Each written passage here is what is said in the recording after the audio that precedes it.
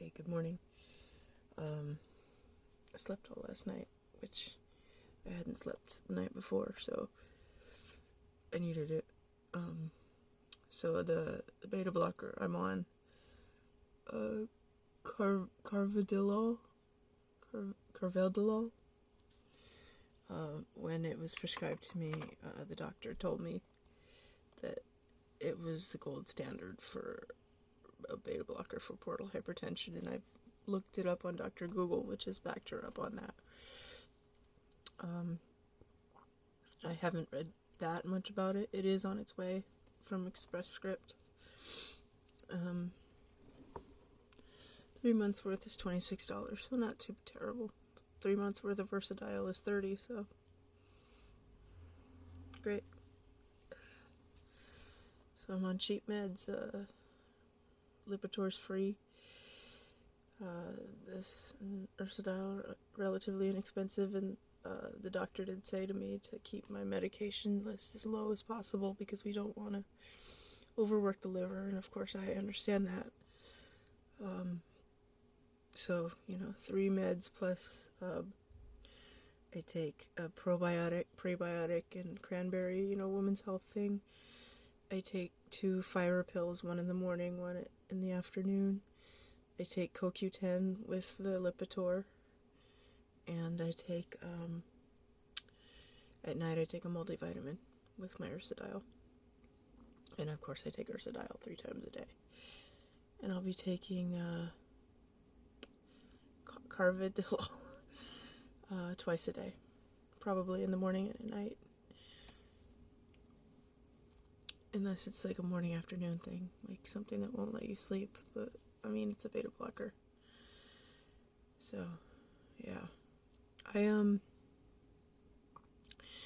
been thinking that, obviously this next appointment on the 20th is the last UCLA appointment, at least the last full day thing, I would imagine. I don't know when or why I would need to go back there, at least on a regular basis. But my gastro was like, yeah, it's really important that you're in there, because even if I don't need a transplant for years, UCLA would have access to newer drugs and therapies, and I hadn't thought of it that way. But of course, my gastro has been thinking this way the whole time. She's been 2 steps ahead of me, which, good, great. I'm glad I lucked into seeing her, because she's done a lot for me. And I can tell that she had been researching these beta blockers. Yeah. But I have been thinking about the upcoming tests, and I am a little worried about the heart stuff. I have no reason to be, just like the lungs, just like the pap smear. If you've never looked at these things, you just never know. So the stress test and the bone scan. But what I'm worried about is if they find something actually wrong with the heart, which opens up a whole other kettle of fish to deal with. Like, oh geez, am I going to need heart surgery? That kind of thing, which, again, there's no indication. I've never been told anything. I've never felt anything wrong, but and my triglycerides are well within normal, but that, I'm still of age where there could be issues, problems.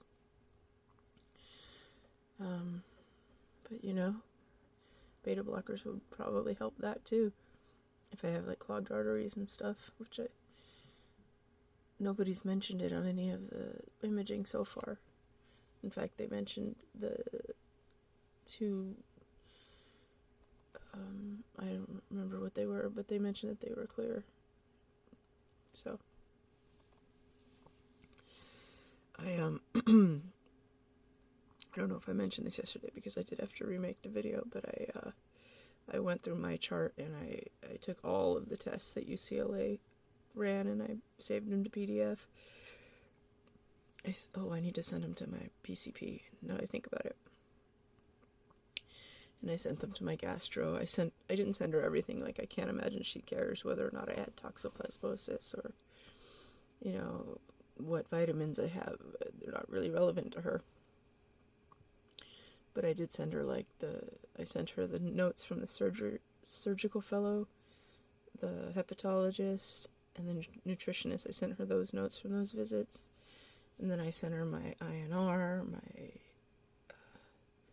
complete metabolic panel, stuff that would be relevant to her, the stuff that she would have run. And I haven't heard back from her, but of course I'm not going to. What is she going to do? Her assistant emailed me back and to say that she'd received them. So, and I'll email them to my PCP when I'm in that state of mind. I don't want to do it while I'm working, because I think I'll just send him everything. He is my PCP and all. Yeah, so I'm scared that there'll be a heart issue. If there's not, great. Most people my age don't get these scans, so I'm very lucky for that too. And they've been good so far, knock wood. So hopefully they continue to be. I still seem to be in very good shape, just with the bad liver. My brother was floating the idea that it was the COVID vaccine. And while it would be nice to be able to point to that and say, that's what it was, I was getting sick. I was starting to lose weight well before the pandemic, so it just doesn't make sense in my case. And with the PBC, I don't know. I got vaccinated. I'm glad I got vaccinated. I suppose it's possible that it sped things up. I don't know. I don't want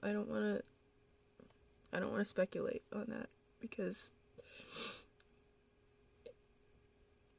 I can't do anything about it anyway. So yeah. I think that's about it.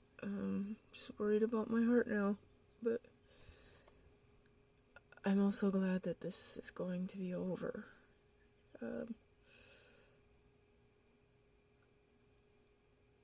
I'm glad I'm doing it. I'm glad I did what I did. But I will be more glad when it's in the rearview mirror. This is a lot. I was pretty fatigued last night, mostly because I hadn't slept the night before. And my brother has a sick cat, so he's going to be bringing it over every night so that we can help give it injections. Which is fine. It's nice to see him. So, but I'm fatigued. It's hard for me to, especially last night. All I wanted to do was lie there, and I kind of still want to do that, but I have work to do. I actually am grateful that I have a job, and I'm grateful that I have something to do during the day, because